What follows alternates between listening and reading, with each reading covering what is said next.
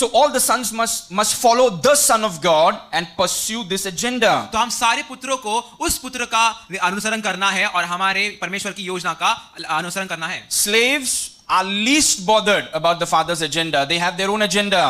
जो गुलाम होते हैं उनको पिता के योजना के बारे में बिल्कुल फर्क नहीं पड़ता, उनके अपने खुद की योजनाएं होती है. But sons, there is difference. पर पुत्रों के बारे में ये विषय थोड़ा अलग है. Sons are always interested in the father's agenda. How about the father? पुत्र हमेशा पिता की योजनाओं के बारे में दिलचस्प होते हैं कि पिता के बारे में क्या. How about the father's work? पिता के कार्य के बारे में क्या. How about the father's kingdom? पिता के राज्य के बारे में How क्या. about the father's agenda? पिता की योजना के बारे में क्या. There's something about sons. एक खासियत है पुत्रों के बारे में. Sons are constantly working. Work is important. पुत्र निरंतर रूप से कार्य करते हैं और कार्य महत्वपूर्ण होता है. All the sons of God are hard workers. जितने परमेश्वर के पुत्र हैं वो सब कठिन मेहनत करने वाले लोग हैं. If you really know God, अगर आप परमेश्वर को सचमुच जानते हैं, you will be a hard worker. आप कठिन मेहनत करने वाले होंगे. You won't be lazy. आप आलसी नहीं होंगे. Laziness is a lack of revelation. जो आलस है वो प्रकाशन की कमी घटी से आता है. Yeah, if you're lazy, the Bible says one who lacks understanding is lazy. Bible कहती है कि जिसके पास समझ की कमी घटी है वो आलसी है. So sons are not lazy. Sons are constantly working towards the father's agenda and interest. जो पुत्र है वो आलसी नहीं होते. पुत्र निरंतर पिता की योजना और हितों को पूरा करने में लगे रहते हैं. If a son says, I don't care about the father and all that, I'm just thinking about my life.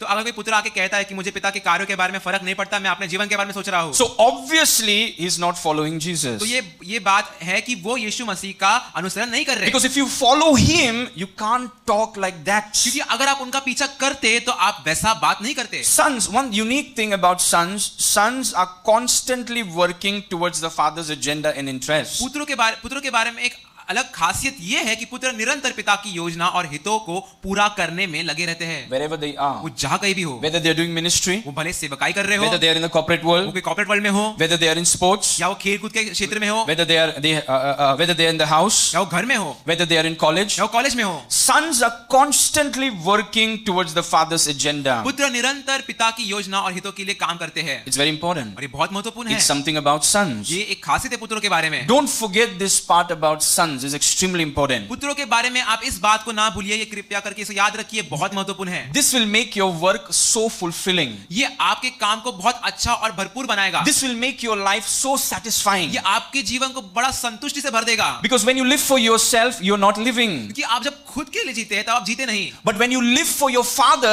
that's when you tap into the most fulfilling life you can ever have. पर जब आप पिता के लिए जीते तब आप उस सबसे उत्तम संतुष्ट जीवन का लाभ उठाते हैं.